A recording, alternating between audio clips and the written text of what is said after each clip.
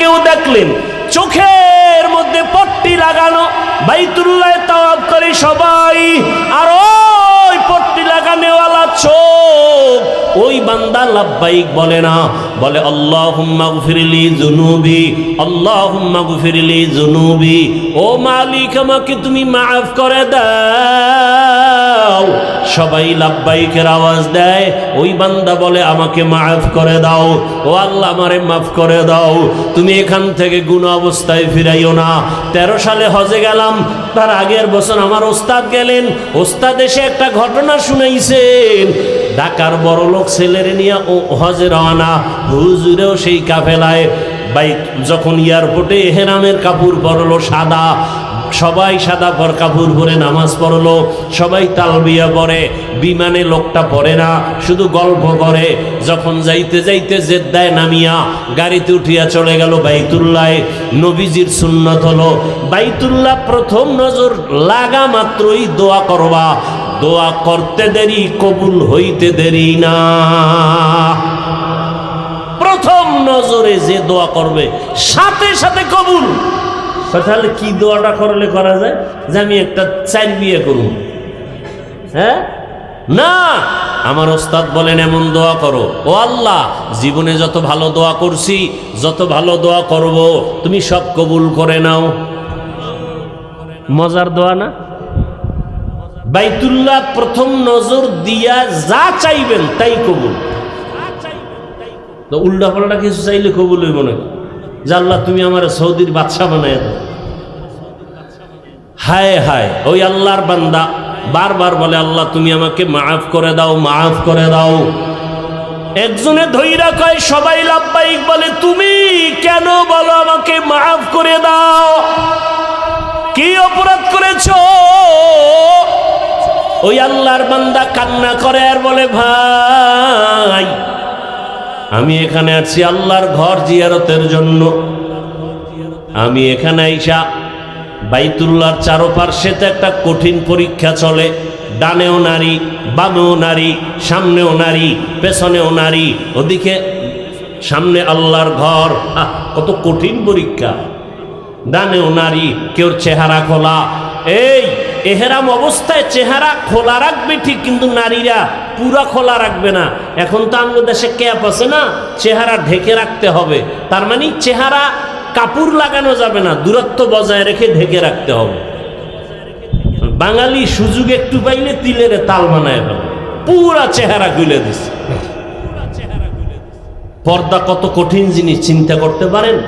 চেহারা ফুল খোলা যাবে না, কাপড় লাগবে না চেহারায়, ঠিক আছে, কিন্তু দূরত্ব বজায় রেখে কাপড় রাখবে, পর্দা রক্ষা করতে হবে।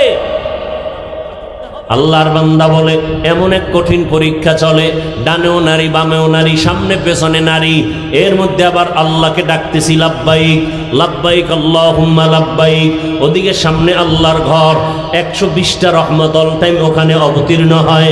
হঠাৎ আমার নজর একটা বেগানার দিকে পড়ে গেল, এমন ভাবে পড়ে গেল, এমন সুন্দরী রূপসী নারী ধ্যান অন্তরে চলে আসলো। শয়তান আমাকে ধোঁকা দিল। হঠাৎ করে একটা আমি আওয়াজ পাইলাম, আমার চেহারার উপরে কে যেন একটা থাপ্পড় মারলো। সাথে সাথে আমি বেহুশ হয়ে গেলাম। বেহুশ হয়ে উঠা আমি হুশে আসার পরে দেখি আমার চোখের মধ্যে কোনো পাওয়ার নাই। আমার ভয় লেগে গেল, আমি তাকায় কিছুই দেখি না, চোখ ব্যথা। এক পর্যায়ে অপারেশন করলাম, চোখ দিয়ে কোনো পাওয়ার নাই, দেখতেও পারি না। এখন আমি হজে আইসা আল্লাহর মোহাব্বতের জায়গায় অপরাধ করে ফেলেছি। আমারে মাওলা যদি এখান থেকে ক্ষমা করে না দেন, আমার এই জীবনের কোনো মূল্য নাই। আমি এজন্য আল্লাহর কাছে ক্ষমা চাই। আল্লাহুম্মা গফিরলি যুনুবি।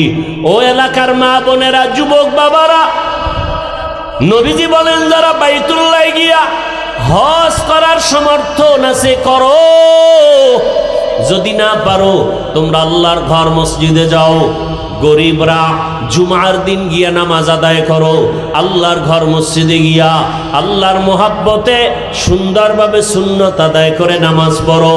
আল্লাহ তাআলা হজের বরকত তোমার আমল নামায় দিবে। শুধু তাই না, হজের সময় হাজী সাহেবরা নখ কাটতে পারবে না, মোষ কাটতে পারবে না, চুল কাটতে পারবে না, সাবান লাগায় গোসল করতে পারবে না, এরপরে জামা কাপড় ধুইতে পারবে না, আতর লাগাইতে পারবে না, ভালো করে সাবান ব্যবহার করা নিষেধ। ও গরিব, তুমি যদি কোরবানি দিতে যাও, হজ করতে যেতে পারো নাই, তাদের মতো তুমিও জিলহজ মাসের 1 তারিখ থেকে হাজিদের নমুনায় চলো। নখ কাটিও না, মোষ কাটিও না, তুমি চুল কাটিও না। যদিও তোমার হজ ফরজ না, কিন্তু তাদের সাদৃশ্য যদি হয়ে থাকো, হজ যদিও ফরজ না, তবে আল্লাহ ওই বরকত তোমাকেও দান করবেন।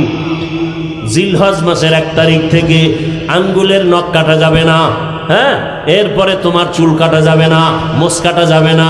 ছোট বাচ্চাকেও যদি এমন রাখতে পারেন, সওয়াব পেয়ে যাবেন, সওয়াব, বরকত থেকে বঞ্চিত হবেন না। অতএব অনুরোধ করে বলছি, আল্লাহর কাছে দোয়া করেন। ওই বাইতুল্লাহ বড় দামি একটা ঘর, যেখানে গিয়া তাকাইলে দোয়া কবুল, যেখানে গেলে চোখের পানি ধরে রাখা যায় না। আল্লাহর কাছে দোয়া করেন, চোখের পানি ছেড়ে হে মালিক, ওই বাইতুল্লাহ জীবনে একবার হলো যাওয়ার তৌফিক দাও।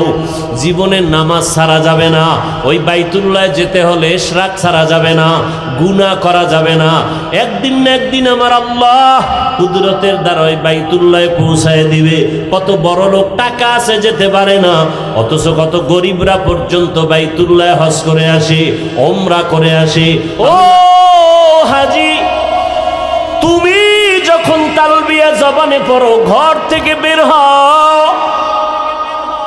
এহরামের কাপড় ঘর থেকে পড়ো, না হয় এয়ারপোর্টে গিয়া পড়ো। পড়ার পরে তুমি 2 রাকাত নামাজ পড়ে একবার জোরে তালবিয়া পড়ো। তোমার আওয়াজটা যত দূর যাবে, তত দূরের সব মখলুকেরাও তালবিয়া পড়বে লাব্বাইক। গাছে কথা বলতে পারে? আরে মেয়ে, আল্লাহ কয় পারে। কিয়ামতের ময়দানে খেজুর গাছ আপনার পক্ষে সাক্ষী দিবে। রসুলের সাথে খেজুর গাছ কথা বলে নাই? বুখারী শরীফের ঘটনা। রসুলের সাথে যদি খেজুর গাছ, মরা খেজুর গাছ কথা বলে, উস্তুনেহান নানা জাহাজরে রসুল নালামি জাদ হামচুয়ার বাবুল। মরা খেজুর গাছ রসুলের সাথে কথা বলে। আবু জাহাল হাতের মুঠোয় পাথর নিয়ে বলে, আব্দুল্লাহর সন্তান বলো, আমার হাতের মুঠোয় কি? নবী বলেন, আমি জানি না। কেন জানো না? বলে, আমি গাইবের মালিক না। গাইবের মালিক কে? কুল লা ইয়ালামু মান ফিস সামাওয়াতি ওয়াল আরদিল গায়বা ইল্লাল্লাহ। আল্লাহ তাআলা বলেন, নবী আপনিই বলেন, আসমানের বাসিন্দারা কেউ গায়েব জানে না, জমিনের বাসিন্দারা কেউ গায়েব জানে না। কে জানেন? আবু জাহালকে বলেন, নবী আমি বলতে পারি না হাতের মুষ্টিতে কি আছে, তবে হাতের মুষ্টিতে যা আছে একটু আওয়াজ দাও। পাথরগুলো কালিমায়ে শাহাদাতের আওয়াজ দিল। এটা নবীজির মুআজিজা। নবীজির মুআজিজা, রহমতের নবীর মুআজিজা। একটা মুক্তা থেকে এত কোটি বর্গমাইল পানি, রহমতের নবী যুদ্ধের ময়দানে রওয়ানা, সাহাবায়ে কেরামরাও রওয়ানা। পানি পান করতে করতে পানি নাই, যার যার পাত্র খালি। ইয়া রাসূলুল্লাহ, আশেপাশে কোনো কূপ নাই, কোথায় পানি পাবো? নবী বললেন, যার পাত্রে পানি 1 ফোঁটা 2 ফোঁটা থাকে, তো কথা বলেন না কেন? আছে, তাইগুলো এক জায়গায় জমা করো। একটা পাত্রে রাখলেন, নবী আঙ্গুল দিলেন, পানি ভরপুর হয়ে গেল। সবাই প্রাণ ভরে পানি অন্তর দিয়া দিল খুলে পানি পান করলেন। যার যার পাত্র বোঝাই করো। এটা কেমনে সম্ভব? কেমনে সম্ভব? কার কুদরত? কাদের কুদরত দারি বর কামাল, আন্তা রব্বি আন্তা হাসবি যুল জালাল, তুহি কাদের জলিলুল্লাহ জাহাদার, বহর হালে তুহি মেরা নেগাহদার। বাক্কা নগরী, বাক্কা অর্থ কি বলছি মনে আছে তো? ওখানে গেলে সব পাগল হয়ে যাও।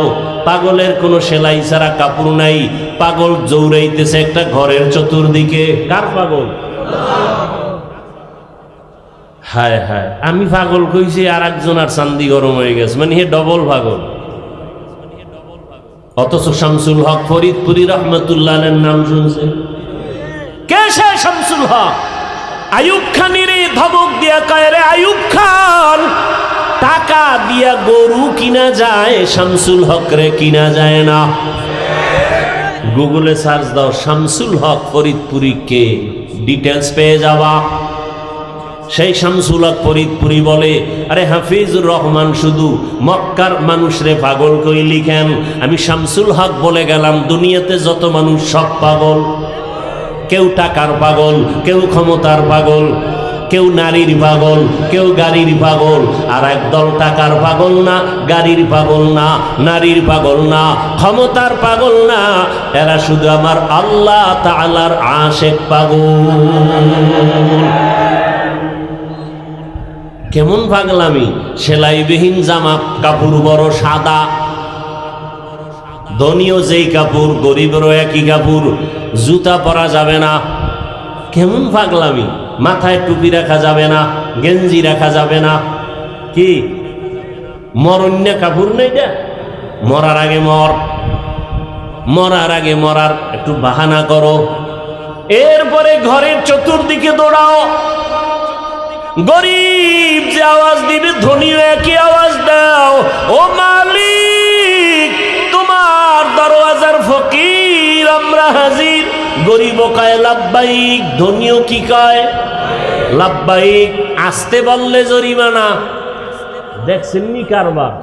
আসতে বললে, রবের দরবারে আসতে বলবি জরিমানা, দম দেওয়া লাগবে দম। মদিনায় গিয়া জোরে বলবি জরিমানা, দেখছেন নি কারবার? বাইতুল্লাহ জোরে না বললে জরিমানা, রসুলের রওজায় গিয়া চিল্লাইয়া পড়বি জরিমানা, ওখানে চিৎকার চলবে না, ওখানে নবী আরামে আছে, নবীর সাথে কোনো উল্টা পাল্টা চলবে না। কি নবীর সামনে জোরে সালাম দিতে পারবে? ইয়া নবী বলতে পারবে? সম্ভব না। কিন্তু বাইতুল্লাহ জোরে না বললে জরিমানা। কোনো আসতে বলা যাবে না, ভদ্রতার কোনো পরিচয় নাই। জোরে জোরে চিল্লাও লাব্বাইক আল্লাহুম্মা লাব্বাইক। কাবার সাহেবের মতো আঁকবেন হবে না, দৌড়াইতে হবে, রমল করা লাগবে। রমল খবরও নেই হজ করে, নাইচা নাইচা দৌড়াইতে। কি এটার লিখবি না যে হুজুরে নাচতে কইছে? ওমরায় হাজে গেলে বলে নাচা লাগে। দেখে একটা পয়েন্ট পাইছো বহুত দিন পর, বদমাস কোথাকার। আল্লাহ হেদায়াত দান করুন। হায় হায় হায় হায় ভাইরা আমার, ইন্না আউওয়ালা বাইতি উযিআ লিন-নাস, এক আয়াতের ব্যাখ্যা করতে সারা রাত যাইব। তুমি কিসের তাফসীর শুনবা?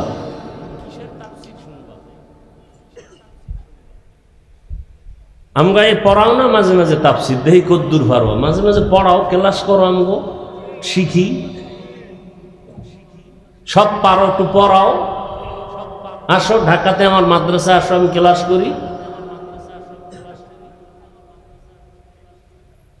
বইবে গুনো কয়টা আয়াত কইছি আর কয়টা হাদিস কইছি না? তোমারে আল্লাহ আকাম করতে পাঠাইছে দুনিয়া, তোমার আর কাম নাই।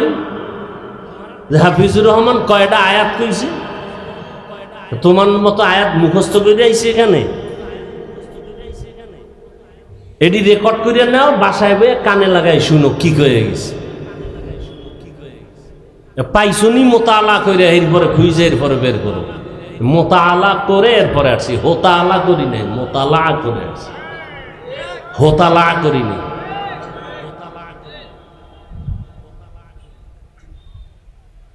আল্লাহ হেদায়াত দান করুন। আচ্ছা, বাইতুল্লাহটা বানাইলেন কেন? কারণ আছে না নাই? কারণটা বলি। অবশ্যই অনেকে জানেন, তারপরও কিছু অজানা থাকতেও পারে, ভুলেও যেতে পারি। আল্লাহ রাব্বুল আলামিন আদমকে বানাবার আগেই, আদম নবীকে বানাবার আগেই পরামর্শ করছিলেন কাদেরকে নিয়া? হ্যাঁ, এটা তো জানেন। আল্লাহ কি বলছিলেন? ইন্নী জাইলুম ফিল আরদি খলিফা, আমি দুনিয়াতে খলিফা বানাতে চাই। খলিফা বুঝেননি? রাজনীতির নেতা, কথা কয় না কি? ঠিক, রাজনীতিবিদ নেতা, এর নাম খলিফা। এই অর্থই পাইছো। সমস্ত নবী রাসূল আল্লাহর এক একজন খলিফা, সমস্ত আলেম রাসূলের এক একজন খলিফার দায়িত্ব পালন করে।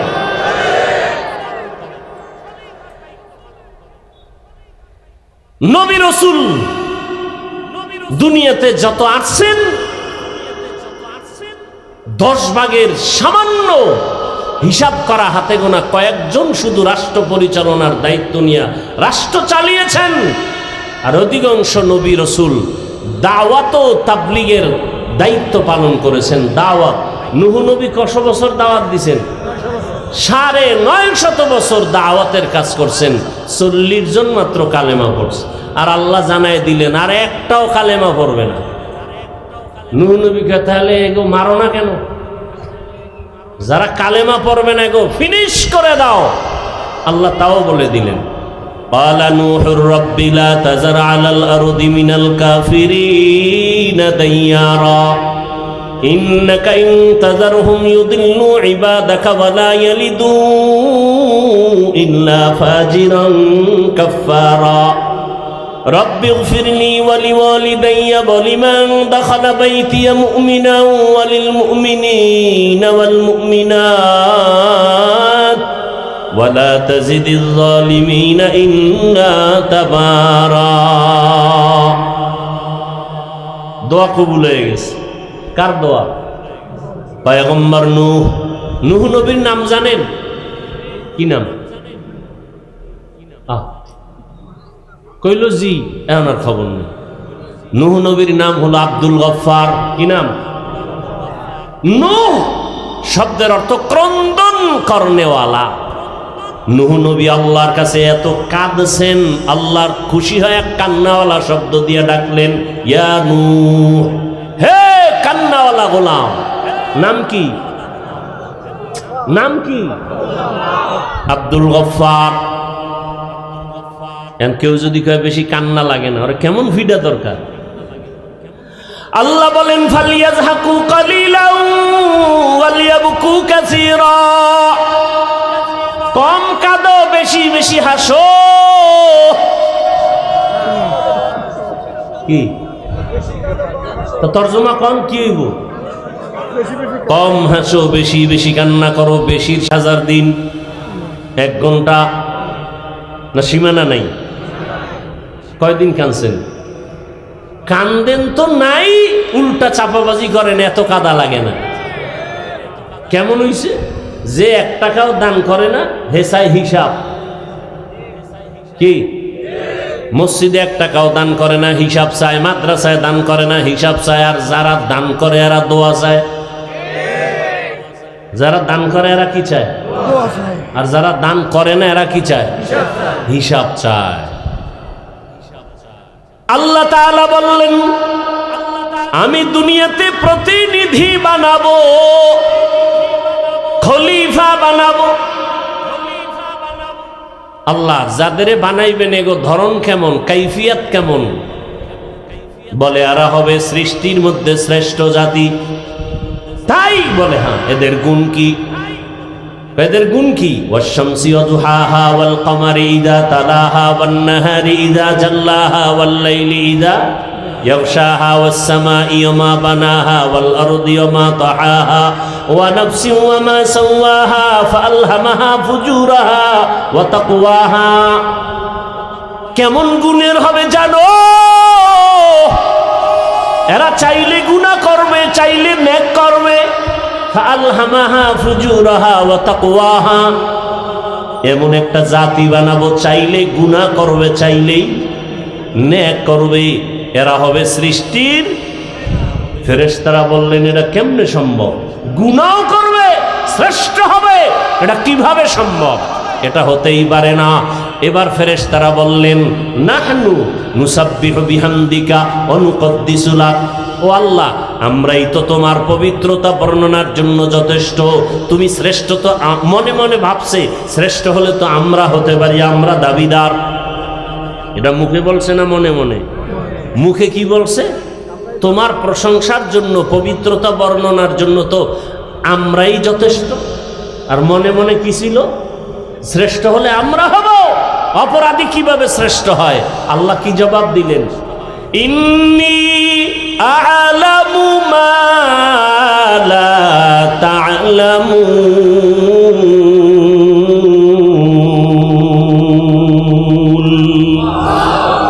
এই কালামে জিন্দা কুরআনে হাকিম হিকমতে উলা ইয়াজালাসত কাদিম। আল্লাহ কয় সিদ্ধান্ত এটা আমার, ফাইনাল। আমার সিদ্ধান্তের সামনে কারো যুক্তি চলবে না। মালিক আর গোলামের সামনে কোনো যুক্তি চলে না। সিদ্ধান্ত ফাইনাল হয়ে গেছে। এইবার আল্লাহ একটু বুঝাবার জন্য মনে মনে যে ভাবছে এরা কিছু, এরা কেমনে শ্রেষ্ঠ হবে, আল্লাহ তাআলা সামনাসামনি একটা প্রমাণ দিয়ে দিলেন। আল্লাহ বললেন তোমরা সব মখলুকের নাম বলো। ফেরেশতারা বলেন পারি না। এবার আল্লাহ বলেন ওয়া আল্লামা আদামাল আসমাআ কুল্লাহা। আদম তুমি নাম বলো। আদম নবী বলে দিলেন। ফেরেশতারা নিজেদের ভুল স্বীকার করে বললেন সুবহানাকা লা ইলমা লানা ইল্লা মা আল্লামতানা ইন্নাকা আনতাল আলিমুল হাকীম। রব যা শিখাইছেন তাই শিখছি, এর বাইরে কিছু বলার নাই।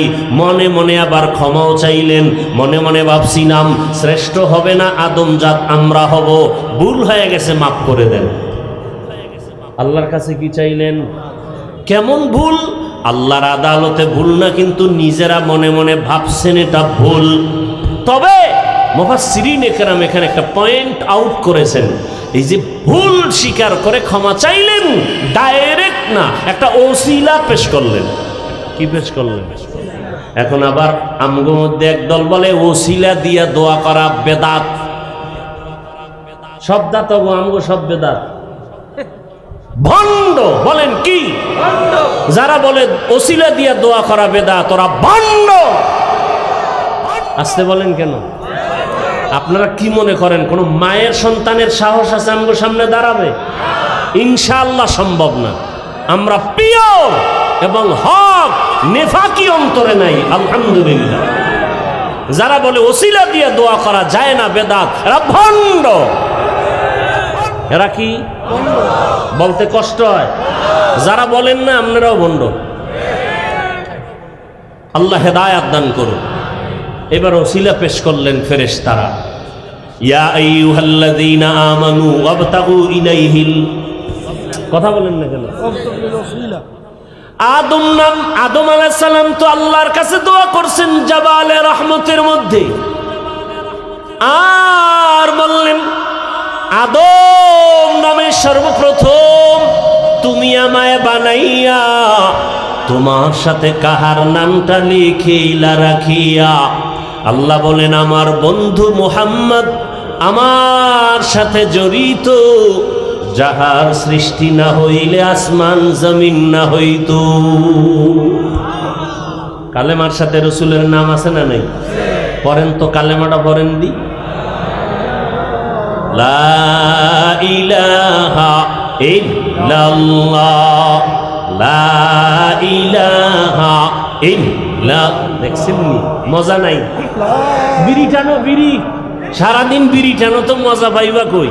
কার জিকির? সাহাবী আবু সাঈদ খুদরি রাদিয়াল্লাহু তাআলা আনহু বর্ণনা করেন, পয়গম্বর মূসা আল্লাহকে বললেন, হে মালিক, এমন একটা জিকির আমাকে শিখাও যা কাউকে শিখাও নাই। আল্লাহ বলেন, এই জিকিরটা করো, লা ইলাহা ইল্লাল্লাহ, লা ইলাহা ইল্লাল্লাহ। মূসা নবীকে এটা দি পুরাণ। আল্লাহ বলেন, আবু সাঈদ খুদরি রাদিয়াল্লাহু আনহু বলেন, আল্লাহ বলেন, হে মূসা, আসমান জমিন ভেতরে যা কিছু আছে এক পালায় যদি দাও, লা ইলাহা ইল্লাল্লাহর পাল্লাটা ভারী হয়ে যাবে। কার জিকির? এটা ফিসাবগো দিয়ে দিছেন, হ্যাঁ, তাবলিগালারও দিয়ে দিছেন। আপনারা বাক করার অধিকার দিল কে? জিকির করার হুকুম কার? শুধু সরমনাইওয়ালাদের জন্য, হ্যাঁ? আবার আপনি তাফসির করেন জিকির মানে কোরআন তেলাওয়াত। আমরা সৌদু বুঝি না। জিকির মানে নামাজ, আপনি যে ব্যাখ্যা দিয়েছেন আমরা বুঝি না। তাহলে আয়াতটা বইলা যাই, ব্যাখ্যা আপনি দিয়েন কোন এক সময়, আয়াত পড়া যায়, এটার ব্যাখ্যা কি করবেন? ইন্নামাল মুমিনুনা আল্লাযীনা ইযা যুকিরাল্লাহু ওয়াজিলাত কুলুবুহুম ওয়া ইযা তুলিয়াত আলাইহিম আয়াতুহু যাদাতহুম ঈমানা ওয়া আলা রাব্বিহিম ইয়াতাওয়াক্কালুন।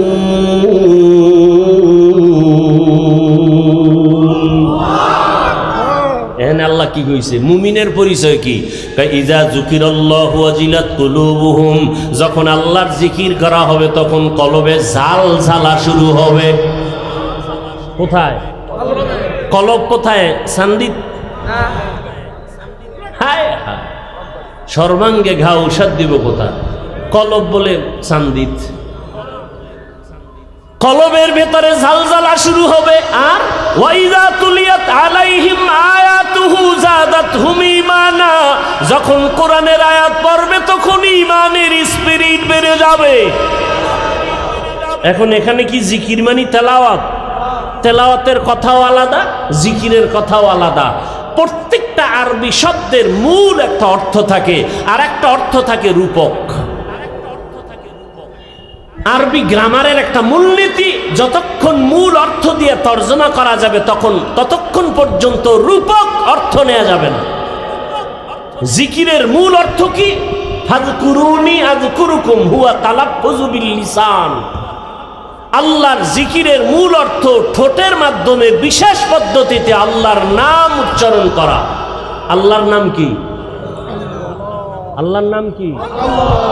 আল্লাহর নাম উচ্চারণ করা। তা লা ইলাহা ইল্লাল্লাহর মধ্যে আল্লাহ আসেনি? আছে। এবার আবু সাঈদ খুদরির হাদিস তো বললামই। তাহলে আল্লাহর জিকির করলে কলবে কি হবে? জালজালা। ঈমান কি হবে? হ্যাঁ, নবী বলেন ঈমানের তাজা করো মাঝে মাঝে। এই লোহার মধ্যে জং ধরেনি?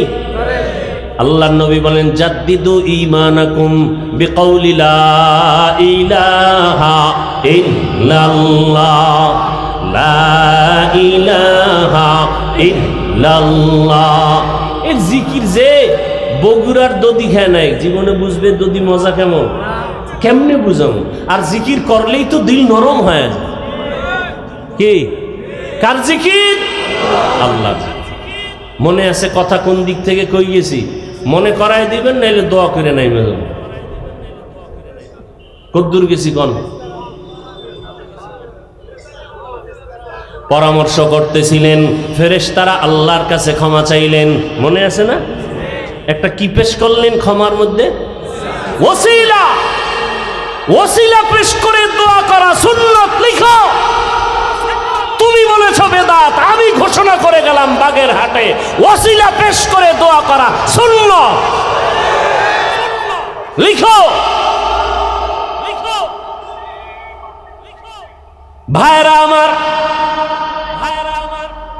কি উনি আবার কি লেগে ঢুকছে?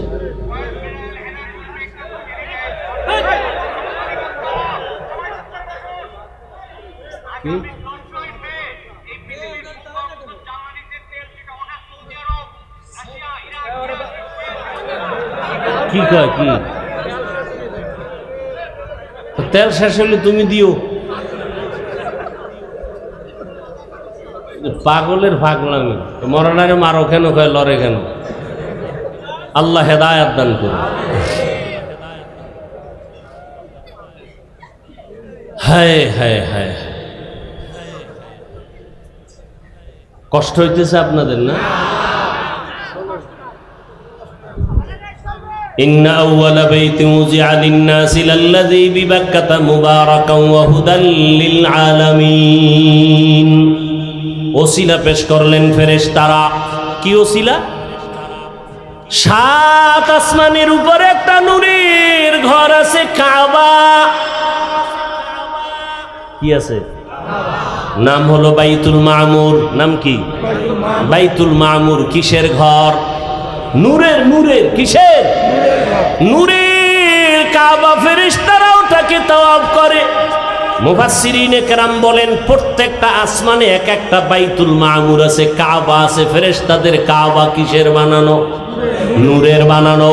ওই 7 আসমানের উপরের কাবা মুহূর্তে মুহূর্তে 70,000 রহমতের ফেরেশতারা একসাথে তাওয়াফ করে। একবার যারা সুযোগ পাবে কিয়ামত পর্যন্ত আর সিরিয়ালে তাদের সুযোগ হবে না। এই হিসাবটা মিলায় দেখেন ফেরেশতা বানাইছেন আল্লাহ কত সীমাহীন। প্রত্যেক মুহূর্তে একসাথে কত হাজার? 70,000। আর সুযোগ পাবে দ্বিতীয়বার?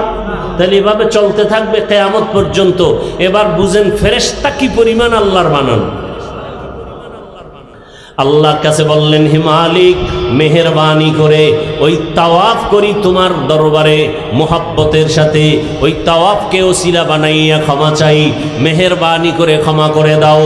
মুফাসসিরিনে কেরাম বলেন আল্লাহ তাআলা ফেরেশতাদের বললেন, আরে গুনাহ করার মধ্যে কোনো স্পিরিট তোমাদের অন্তরে নাই, গুনাহ চিনোই না।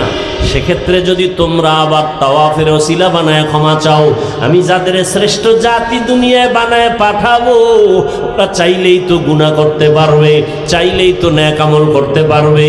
ওদের তো একটা আমলের ওসিলা বানায় দেওয়া লাগবে ক্ষমার জন্য। আল্লাহ কয়, জিবরাইল যাও, পৃথিবীর মধ্যখানে একটা কাবা ঘর বানাও, আর এর তাওয়াফের ওসিলা দিয়া যারা ক্ষমা চাবে, ক্বালান নবিয়্যু সাল্লাল্লাহু আলাইহি ওয়া আলিহি ওয়া সাল্লাম, মান হাজ্জা লিল্লাহ ফালাম ইয়ারফুস ওয়া লাম ইয়াফসুক রাজাআ মিন যুনুবিহি কা ওয়ালাদাতুহু উম্মুহু। নবী বলেন, যারা বাইতুল্লাহ জিয়ারত করে বের হবে, বাচ্চা যেমন নিষ্পাপ মায়ের গর্ভ থেকে আসে, প্রত্যেকটা জিয়ারত করনেওয়ালা হাজীকেও নিষ্পাপ বাড়ি ফিরায় দিব। বাইতুল্লাহ এখনো বানায় নাই। আল্লাহ কয়, জিবরাইল যাও, এই জায়গাটা নির্দিষ্ট করে দিলাম, এখানে ঘর হবে বাইতুল্লাহ। ইন্না আউওয়ালা বাইতুন উযিআ লিন-নাস, মানুষের ক্ষমার জন্য। কার জন্য ঘর? মানুষের হেদায়েতের ঘর, ইবাদতের ঘর, না বসবাসের ঘর? কি বাইতুল্লাহ কি বসবাসের ঘর না হেদায়েতের ঘর? বসবাসের ঘর কই? হেদায়েতের ঘর আসছে, বসবাসের ঘর নাই কেন? আল্লাহ বুঝাই দিলেন, দুনিয়াতে যেই শ্রেষ্ঠ জাতি পাঠাবো, এদেরকে আমি বসবাসের জন্য পাঠাবো না, এদেরকে পাঠাবো ইবাদতের জন্য। ইবাদতের ঘর আগে বানায় দিলাম। দুনিয়াতে মানুষ করবা ইবাদত, বিনিময়ে আরামে ঘুমাইবা, সে জায়গা হলো জান্নাত। বেহেশত আযা কে আজারে নবাশত, কাসে রাবা কাসে কারে নবাশুত। বাইতুল্লাহ কেন বানাইলেন? তার একটা কারণ মনে আছে আমার কথা। 1 নাম্বার কথা হজ কি, দ্বিতীয় কথা হজ কেন, কেনর এক জবাব হলো জন্মভূমির টান, জন্মভূমির টান। 2 নাম্বার হজ কেন, রহমতের সেন্টার, রহমতের। 3 নাম্বার হজ কেন, বলে আল্লাহর কাছে নাজাতের ওসিলা, নাজাতের কয়টা হইল কথা? হজ কেন? রহমতের। ওই যে একটু আগে বলছিলাম না, রহমতের সেন্টার। মুহূর্তে মুহূর্তে কয়টা রহমত অবতীর্ণ হয়? 120টা মনে আছে না? 2 নম্বর কথা, জন্মভূমির টান। আমগো আব্বাজানের জন্ম ওই জায়গার মাটির চামড়া দিয়া, মনে আছে না? তাহলে বাবার জন্মের প্রতি ওখানে জন্মস্থানে একটা টান আছে না নাই? কি যত দুনিয়াতে ঘুরি যেখানেই যাই, কিন্তু জন্মভূমির একটা টান আছে না নাই? আছে। আমার বাড়ি কুয়াকাটা, ওখানে বছরে একবার হলেও যাই, মন চায় কথায় কথায় জন্মভূমির কথা আমরা বলি। কি এখন ভোগবিলাসে আরামে শহরে বিল্ডিং উঠায় এসিতে ঘুমাই, কিন্তু সেই জন্মকালের যে স্মৃতিগুলো ভুলে গেছি। এই বৃষ্টি হচ্ছে, ছোটকালের কথা মনে পড়ছি, বৃষ্টিতে কত দৌড়াইলাম, কত ভিজলাম। এখন যদি একটু পারতাম দৌড় দিতে, মানুষে তো আলগি দিয়া সব উড়ে ফেলাইব, দৌড় দিছি এটা একটা ছবি তুইরা ফেলাইছি। আর হে সময় তো লঙ্গি ছাড়া দৌড়িছি। কি সে আনন্দ, আরামে আছি, খাইতেছি, কিন্তু সেই যে একটা তৃপ্তি, স্মৃতি, এটা চাইলো আর পারি। জন্মকালের সেই কথা, জন্মভূমির সেই ইতিহাস স্মৃতির পাতায় পড়ে আছে, মনে চাইলেও পারি না। জন্মভূমির টান ওই বাইতুল্লাহ বাক্কা নগরীতে, আল্লাহর ঘর। আল্লাহ তাআলা বলেন ওখানে গেলে আল্লাহর অনেক নিদর্শন আছে, ফিহি আয়াতুন, অনেক নিদর্শন। ওখানে যারা ঢুকবে তারা নিরাপদ, এমন সুন্দর নিদর্শন। বাইতুল্লাহ আল্লাহর ঘর একটা হেদায়েতের নিদর্শন।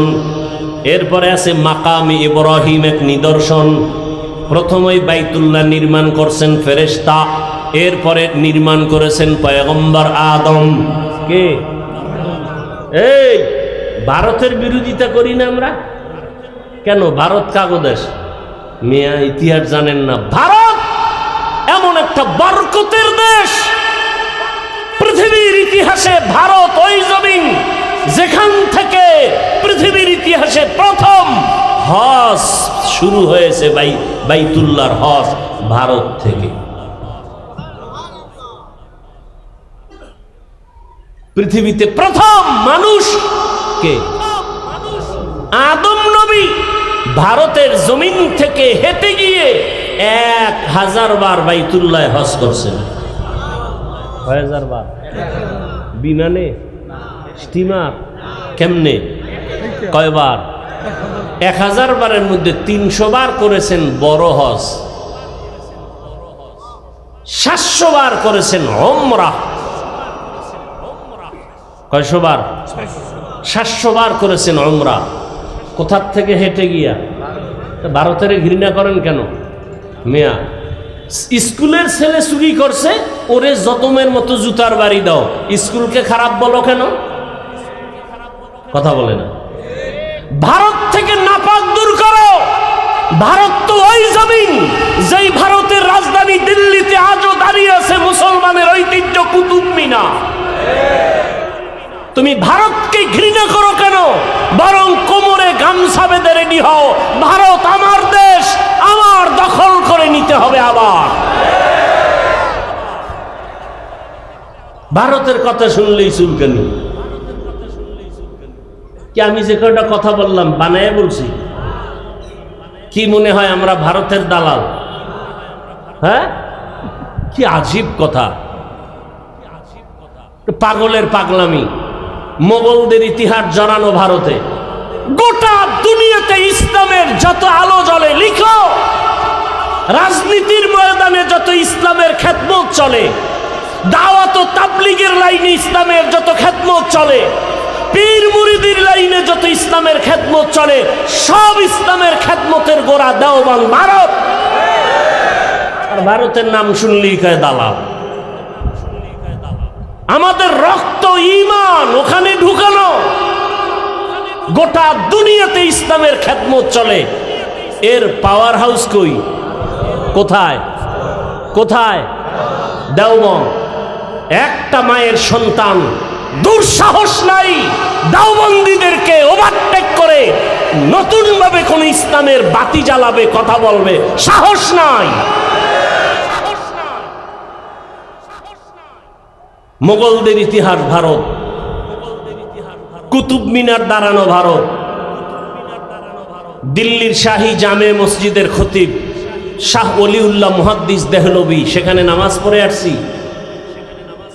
হাজী ইমদাদুল্লাহ মুহাজির মক্কি, তরিকাতের লাইনে রশিদ আহমদ গঙ্গুহি, কোথায়? ভারতের কথা বলা যাবে না। রেডি হও, ভারতকে দখল করতে হবে, এটা আমার বাবার দেশ। কেন কার দেশ? আমার বাবাকে কে? ভারতের পূর্বের নাম কি জানেন? পাক ভারত উপমহাদেশে বাংলাদেশ যখন হয় নাই, কি নাম? যখন বাংলাদেশ হয় নাই, পাকিস্তান হয় নাই, তখন পুরাটা কি নাম ছিল? হিন্দুস্তান। আরে কি নাম ছিল? হিন্দুস্তান কার নামের উপর হয়েছে তা জানেন? নূহ নবীর এক সন্তানের নাম হিন্দ। খবর নাই? পৃথিবীতে নূহ আলাইহিস সালাম, আদম আলাইহিস সালাম আসার বিদায়ের 1200 বছর, 600 বছর পরে নূহ নবী পৃথিবীতে আসছেন। 600 বছর পর, 1200 বছর পরে, 6 আবার 600 বছর পরে নূহ আলাইহিস সালামের যুগে প্লাবন চলে আসলো। কিচ্ছু ছিল না দুনিয়াতে। ওই নূহ নবীর আল্লাহ কি বানাইতে কইছিলেন? কিস্তি। বাংলায় কি? না, আজকে থেকে তওবা করেন, নৌকা বলবেন না। একেবারে আওয়ামী লীগের নৌকা নাকি? আচ্ছা বলেন তো, নৌকা কত বড় হয়? 50,000 লোক বসতে পারে? 500, 100? তাহলে নূহ আলাইহিস সালামের ওই যেই বস্তুটা বানাইতে বললেন, কিস্তি ধরেন, এর মধ্যে 40 জন মুমিন ছিল না? তাদের ভক্তরাও ছিল, এবং প্রত্যেক প্রাণীর এক জোড়া করেছিল। গরু এক জোড়া, হাতি এক জোড়া, মহিষ এক জোড়া, বেড়া এক জোড়া, বকরি। এটা তো মাটির উপরের দিকে হইতেছি, মাটির তলে আরো আছে না? নূহ আলাইহিস সালাম এগুলো যে লইলেন, এটা কি একটা নৌকায় হয়? কি বলবেন বলেন? হ্যাঁ, তাহলে আজকে থেকে তওবা করি, আমরা মিথ্যা ভুল কথা আর বলবো না। নূহ আলাইহিস সালাম কি বানাইছেন বলেন? জাহাজ। বলেন কি? এরপরে তো ঐতিহাসিকরা তার ব্যাখ্যা, কত বড় বানাইছেন, কত ফিট, এগুলো তো আছে। কোন কোন এলাকার তক্তা মক্তা আইনে বানাইছেন, এগুলো আছে। তো নৌকা বলেন কেন? কে শিখাইল এই নৌকার কথা? আওয়ামী লীগ আলারা। নূহ নবীর কি বলেন সবাই? আমি কি ভাই অযৌক্তিক বলছি? কি আপনার যুক্তিতে ঢুকছে? কি ওটা নৌকা ছিল? কি ছিল? জাহাজ। ছোট না অনেক বড়? অনেক বড়। ওই জাহাজের মধ্যে 40 জন মুমিন, তাদের ভক্ত, এবং নূহ নবীর 3 সন্তান ছিল, হাম, শাম, ইয়াফাস। ইতিহাস পড়েন। নতুন করে রব্বুল আলামিন পুরা পৃথিবীটাকে সাজাইলেন ওই 3 সন্তান দিয়া। শাম চলে গেলেন সিরিয়ায়, ওই বর্তমান সিরিয়া, সেই সময়ের নাম কি? শাম। তারে দিয়া শাম দেশ সাজাইছে। নূহ নবীর যেই ছেলের নাম ইয়াফাস অথবা হাম, এর আর এক নাম হিন্দ, ওই নামে হিন্দুস্তান তৈরি হয়েছে। তাহলে হিন্দুস্তান দেখেন তো, এজন্য নূহ নবীকে বলা হয় আবুল বাশারে সানি, দ্বিতীয় আদিপিতা। দ্বিতীয়, প্রথম আদিপিতাকে পৃথিবীতে নতুন করে আবার পুরো পৃথিবী সাজলো কার সন্তানের দ্বারা? নূহ আলাইহিস সালামের। এই জন্য তাকে বলা হয় আবুল বাশারে সানি। তাহলে ভারত কি হিন্দুদের দেশ? কি আজীব কথা! আমার বাবার দেশ। কথা বলেন। আমার দাদার দেশ। অতএব রেডি থাকবেন, ভারতের বিরুদ্ধে নয়। ভারতে উল্টা পাল্টা থাকলে সাইজ করো। আর ভারত আমার বাবার দেশ, আমাদের ইমানের ঘাটির দেশ, মুসলমানের ইতিহাসের দেশ। আবার ওই দেশ আমাদের দখল করতে হবে। এবার বলো, আমি ভারতের দালাল?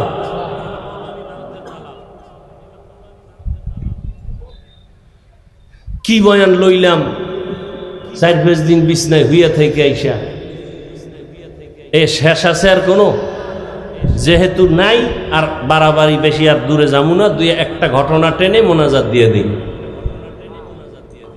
আল্লাহ, তাহলে বাইতুল্লাহ হজ কেন? 3টা কারণ বলছি। রহমতের সেন্টার, রহমতে।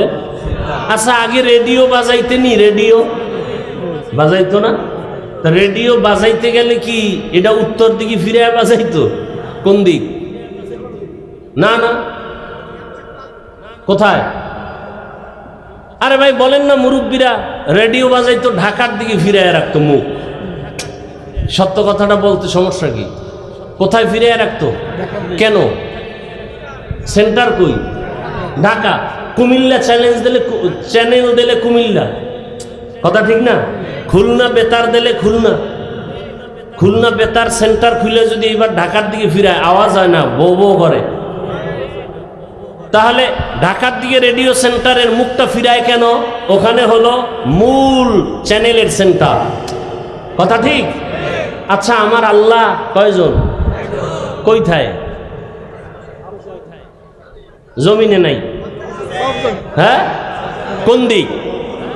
পশ্চিম। আল্লাহ কি পশ্চিমে? পূবে নাই? দক্ষিণে নাই?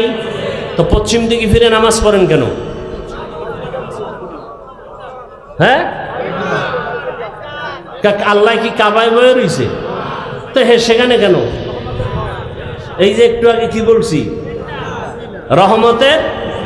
এখন তো মূর্তি পূজারীরা কয়, এই আমরা একটা মূর্তি বানাইয়ে এটার একটু সামনে বসায় পূজা করি, সরস্বতী পূজা করি, দেবদেবীর পূজা করি, এটারে তোমরা শিরিক বলো।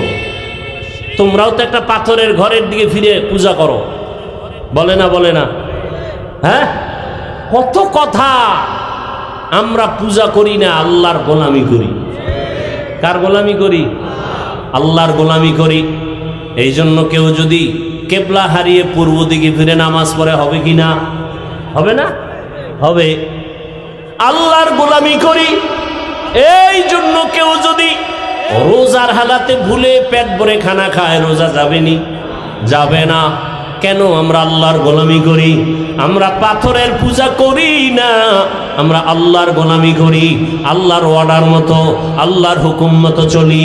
এই জন্য আল্লাহর হুকুম, ওই বাইতুল্লাহ গিয়েও যদি কেউ বেয়াদবি করো, জায়গায় গজব চলে আসবে। যেমন এক আল্লাহর গোলাম বাইতুল্লাহ তাওয়াফ করে, সবাই তাওয়াফ করে, আওয়াজটা কি মনে আসেনি? লাব্বাইক আল্লাহুম্মা লাব্বাইক, লাব্বাইক লা শারীকা লাক লাব্বাইক, ইন্নাল হামদা ওয়ান নি'মাতা লাকা ওয়াল মুলক লা শারীকা লাক। আহা, মনে চায়নি? নিয়ত আছে? এই তাল মিলেন না। দিল থেকে কার নিয়ত আছে যে আমি বাইতুল্লাহ যাব? যাবেন? আল্লাহ কবুল করে। যারা গেছেন তো আলহামদুলিল্লাহ, যারা যেতে পারেন না যাবেন। যদি আসলেই কম যাব, তাহলে একটা আমল দিয়ে যাই। পারবেন? আমলটা কিন্তু সহজ আবার কঠিন।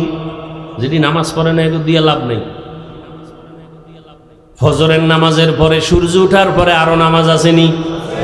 এটারে কি নামাজ কয়? ইশরাক। কয় রাকাত? 3 রাকাত। 4 রাকাত, 2 রাকাত পরে নামাজ পড়বেন। আমি স্টাম্প দিয়া যাব, দিল থেকে মোহাব্বতের সাথে বলছি, এটা একটা মুজাররাব আমল। যদি কেউ ইশরাকের 4 রাকাত নামাজ প্রতিদিন আদায় করতে পারেন, আপনার বাইতুল্লাহ জিয়ারত ছাড়া মরণ হবে না। তার মানে ফজর বাদ দিয়া? হ্যাঁ, ফজর বাদ দিয়া নয়, আল্লাহর কাছে বলতে বলতে। কারণ ইশরাক নামাজ যারা পড়বে তাদের সওয়াব কি জানেননি? যেই হজ কবুল হয়েছে সেই সওয়াব পাবে। তাহলে আল্লাহ হজ না করায় কবুল করাইবেন? হ্যাঁ, আরো কথা আছে বাইতুল্লাহর হিসাবে, কত মজার মজার কথা বলার সময় নাই। ওই আল্লাহর বান্দারা তাওয়াফ করে লাব্বাইকের।